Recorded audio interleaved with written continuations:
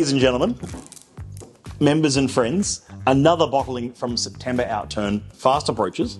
Let's get that. Let's check the sound. Good sound, good sound.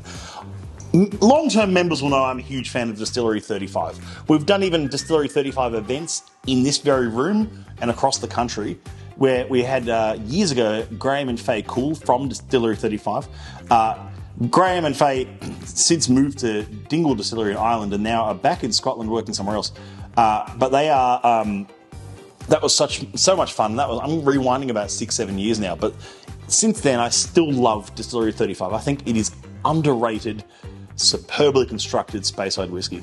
And I think if you're a fan of distilleries like 125 or 9 or even 1 and others like that, where you go, I love that style, I love that robust, fruity, charismatic and full flavoured style of whiskey, then these are just great. And I know that there are some members who are perhaps confused by or maybe avoid Young and Spritely as a flavour profile.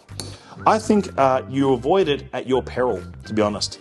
It doesn't mean that it's too young, it just means that it's got a young profile. It's sprightly, meaning it's nicely spirit forward, and it's that kind of bright spirit forward whiskey style that people often enjoy. I know I enjoy it.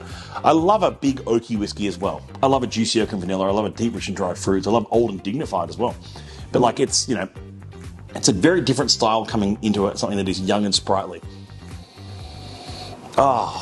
Straight away I get like a rose petal garden, like it's a summer rose petal garden. Like bright rose petals, pink roses, white roses. A tiny bit of like earth and soilness to it. A little bit earthy.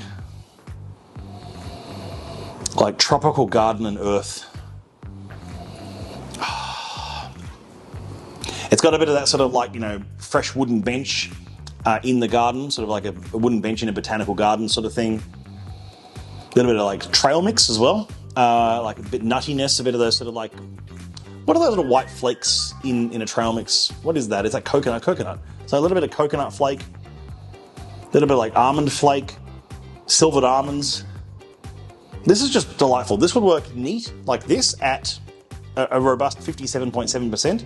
But it'll also work, this will work in a highball. This will be a perfect highball pour as well. So it's 8 years old. It is young in spirit. It's also young in profile. It's sprightly. It's got this sort of like strawberry notes. Rose petals, strawberries, wooden bench.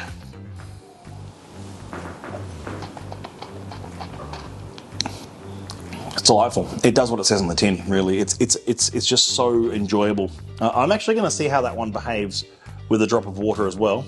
Just to see, I often find that younger whiskies do appreciate a little bit of water sometimes, just to see how they open up, and I get much more of that sort of strawberry lollies now. It's actually gotten sweeter. Less of that sort of immediate rose petal and more of that sort of bright sweetness. This is one of the casks that we are releasing along with September Outturn, the Gathering Outturn, and we're so excited to have this available to members across the country. I'd love to see in the comments below what you'd like to see more of in our videos, of course. And of course, if you want to hear more about tasting notes or about distillery styles or about flavour profiles or anything or all of the above.